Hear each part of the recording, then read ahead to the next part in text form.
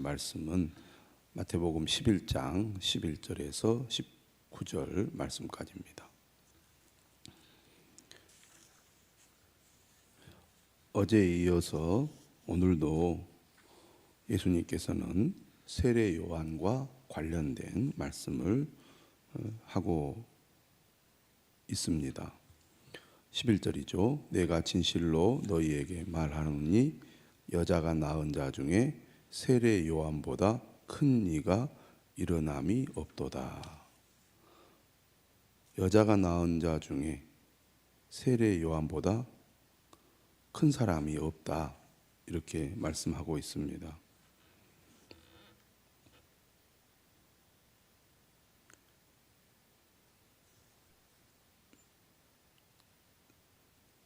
이 말은 요한의 인물됨이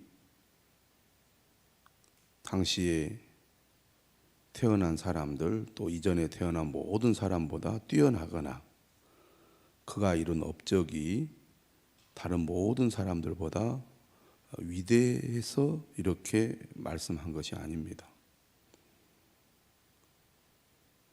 세례 요한이 맡은 역할 또 하나님께서 그를 이 땅에 보낸 목적 때문에 그렇게 얘기하는 겁니다. 다시 말하면 메시아를 준비하는 그의 역할 때문에 세례 요한이 이 땅에 존재했던 그 어떤 사람보다 위대한 사람이다라고 말하는 것입니다.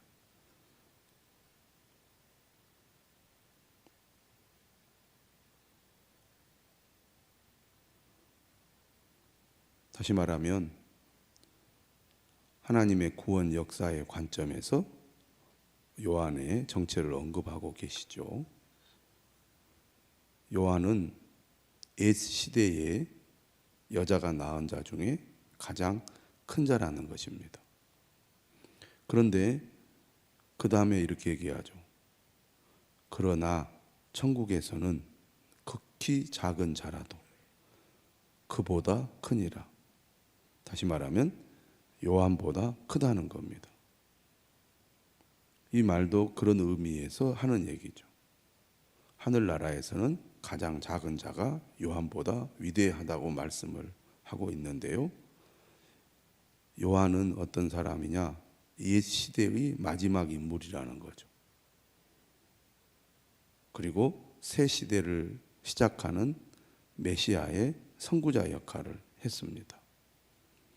그러니까 옛 시대와 새 시대 사이가 매우 크기 때문에 옛 시대의 인물 중에 가장 큰 요한보다 새 시대의 가장 작은 자가 더 위대하다. 그런 얘기입니다. 그러니까 메시아가 차지하는 그 비중이 그만큼 크다는 거죠.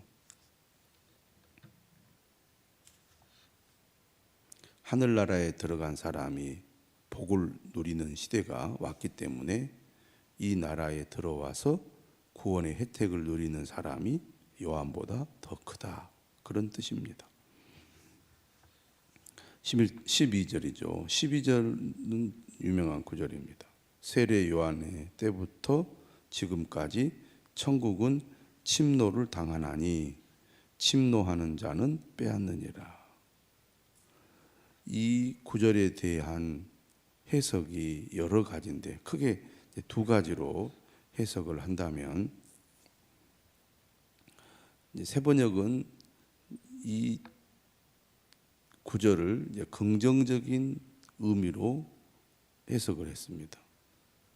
이런 얘기죠. 세례 요한의 때부터 하늘나라가 강력히 공격을 해오고 예수님을 따르는 자들은 그 나라를 열정적으로 취한다는 뜻입니다.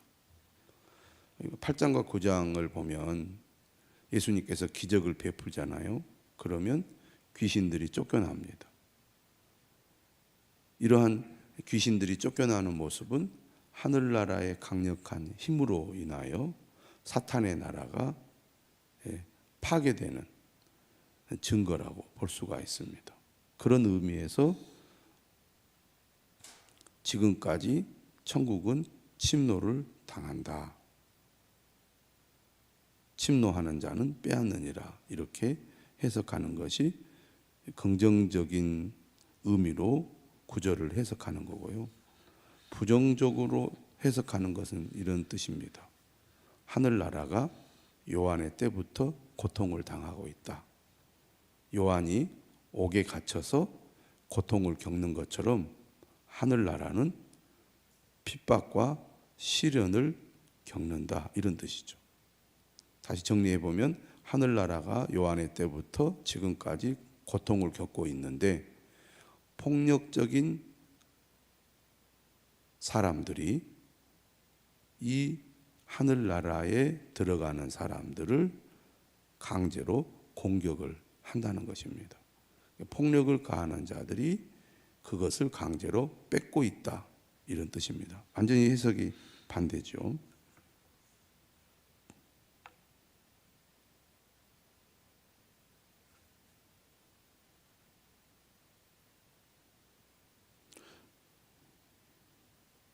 매일 성경은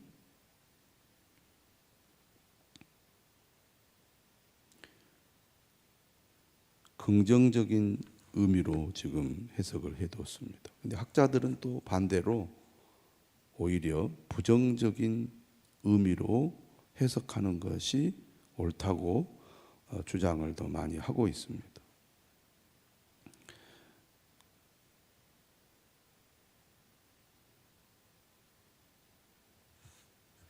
다시 말하면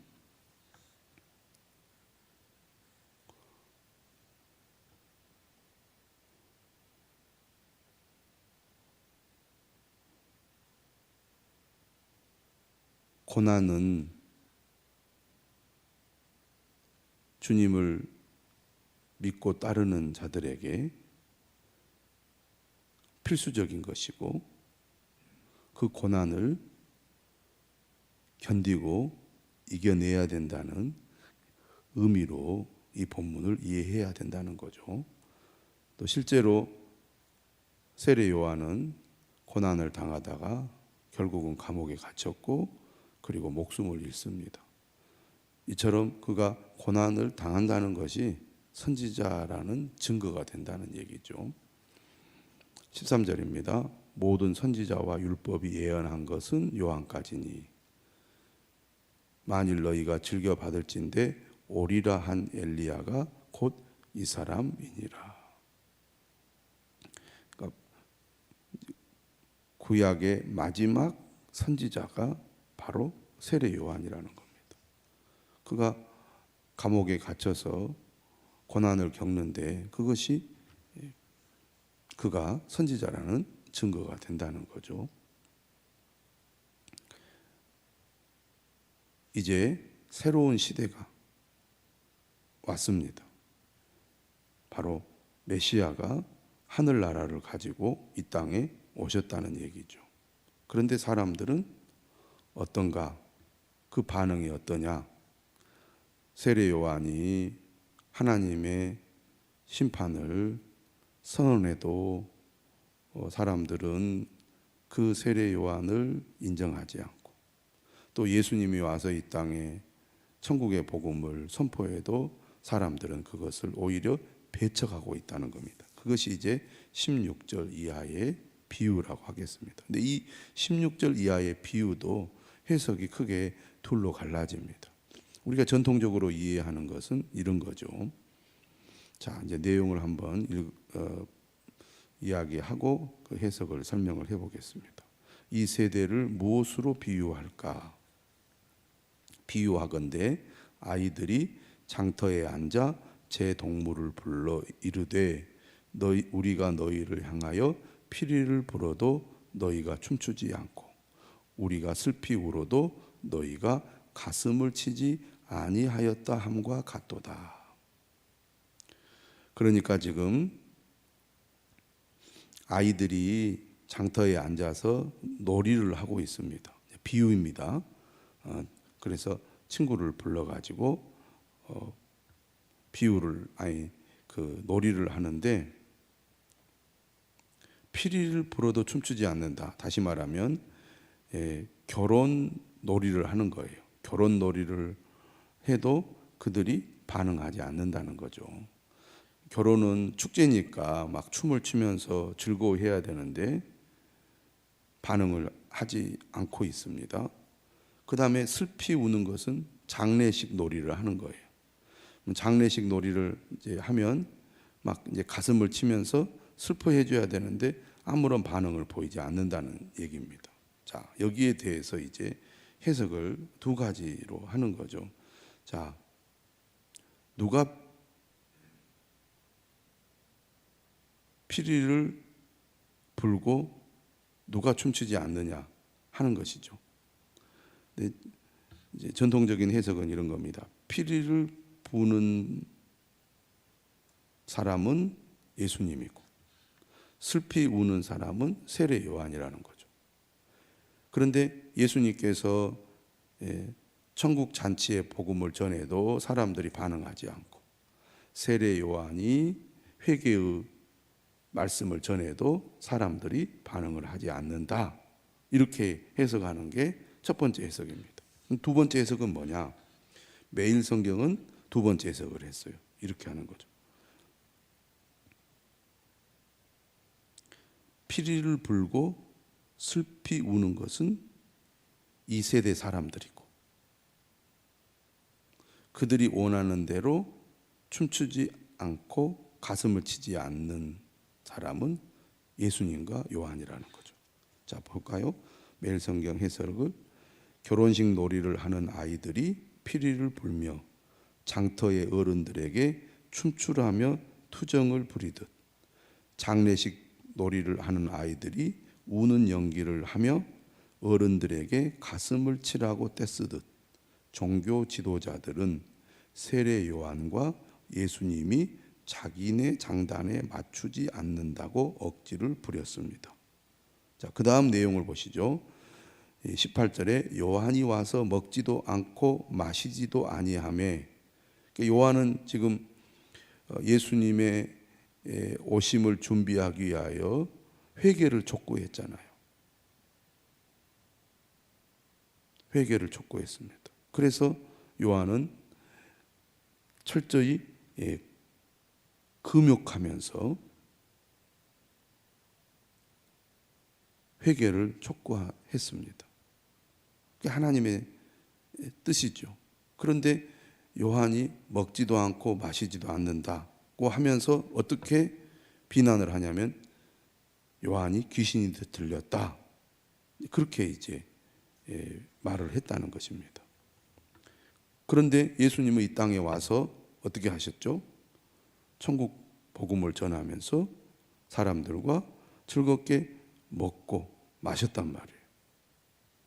19절에 보면 인자가 와서 먹고 마심에 말하기를 보라 먹기를 탐하고 포도주를 즐기는 사람이요 세리와 죄인의 친구로다. 요한이 안 먹으니까 귀신 들렸다고 말하고 예수님은 맛있게 먹으니까 먹기를 탐하고 포도주를 즐기고 세리와 죄인의 친구라고 비난을 했다는 얘기죠. 매일 성경 설명도 그렇게 설명하고 있습니다. 먹지 않고 마시지 않는다고 요한을 비난하더니 죄인들과 먹고 마시는 것을 즐긴다고 예수님을 비난했습니다. 한쪽은 금욕하고 한쪽은 축제를 즐기는데 금욕하는 자는 금욕한다고 비난하고 축제를 즐기는 예수님을 향해서는 또 즐긴다고 비난을 했다는 얘기입니다. 자신들이 원하는 대로 행동하지 않는다고 불평을 했다는 얘기죠. 그것이 두 번째 해석입니다. 이렇게 두 번째 해석은 어떻게 보면 또 익숙하지 않는 해석이라 낯설게 들려질 수 있는데 학자들은 오히려 이 두 번째 해석이 더 문맥에 맞다 이렇게 주장을 하는 거죠. 오늘 본문이처럼 전혀 다른 해석을 하고 있는 구절들이 앞부분에도 있었고 뒷부분에도 있었다는 것입니다. 이 결론은 이런 얘기입니다. 세례 요한이 이 땅에 와서 예수님을 준비하는 선지자의 사명을 감당해 왔는데 그는 이 땅에서 고난을 당했다는 것입니다. 오히려 사람들이 오해하고 비난하고 그를 박해한 거죠. 그런데 그러한 고난과 박해가 세례 요한뿐만이 아니라 예수님도 요한처럼 그렇게 비난을 받고 고난을 겪고 있다는 것이죠. 이 세대 사람들이 세례 요한도 받아들이지 않을 뿐만 아니라 새 시대의 메시아로 오신 예수님을 향해서도 반응을 하지 않고 있다는 것이죠.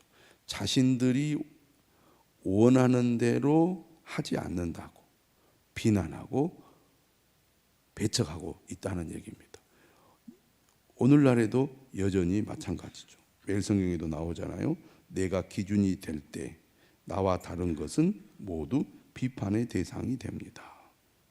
우리가 하나님의 말씀을 듣고 그 말씀에 어떻게 반응합니까? 하나님의 말씀이 기준이 아니라 내가 기준이 되어서 내 마음에 들면 하나님 말씀도 받아들이고 내 마음에 들지 않으면 하나님의 말씀도 거부한다, 그런 얘기입니다. 말씀이 기준이 되어야지. 내가 기준이 되면 예수님 시대의 사람들처럼 종교 지도자들처럼 행동을 하게 된다는 것이죠. 그런 의미에서 오늘 우리는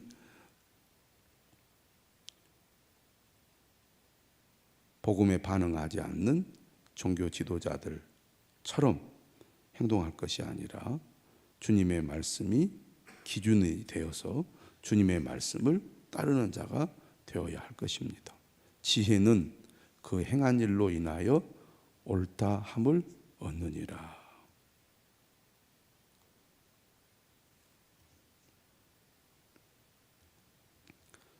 그리스도의 행위를 지혜의 행위로 본다면 예수님은 구약에 나온 지혜라고 말씀드릴 수 있겠습니다. 사람들은 자신들의 욕망과 신념의 시각에서 예수님을 평가하죠. 사람들은 자신이 바라는 것을 예수님께 요구하고 그것이 채워지지 않으면 등을 돌립니다.